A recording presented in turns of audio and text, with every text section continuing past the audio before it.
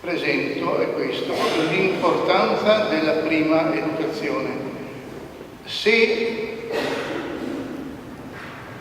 questa parrocchia non ce lo comunicava, neanche noi del Don Bosco di Pordenone sapevamo che Monsignor Comin veniva fuori da questa diocesi, da questo paese.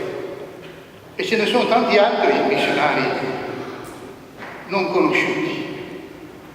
La parrocchia lodevolmente l'ha messo in risalto, l'ha messo in vista, ma io volevo dire in particolare che c'è un grazie da dare a una famiglia, che è la famiglia di Paolo Osvaldo e di Maria Fort, che veramente cristiana ha educato sul serio, con serenità, ma con fermezza i suoi 3 figli. Quindi è veramente cresciuto qui, è prodotto di questa parrocchia. Ringrazio naturalmente anche la parrocchia di Santa Lucia per tutto quello che ha creato attorno a lui come sfondo di forza e di sincerità religiosa.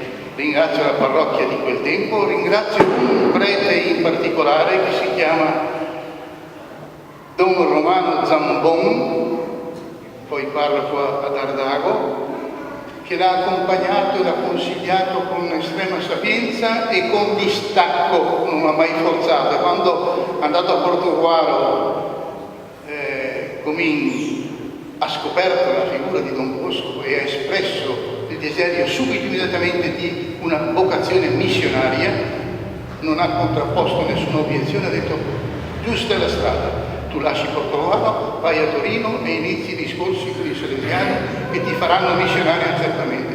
E missionario è arrivato, è un missionario di statura eccezionale. Avevo pronto questa parte qua, ma la prossima volta, va bene? Quindi state fieri di queste vostre radici e, per quanto è possibile, conservatele anche in mutatissime condizioni come quelle di oggi.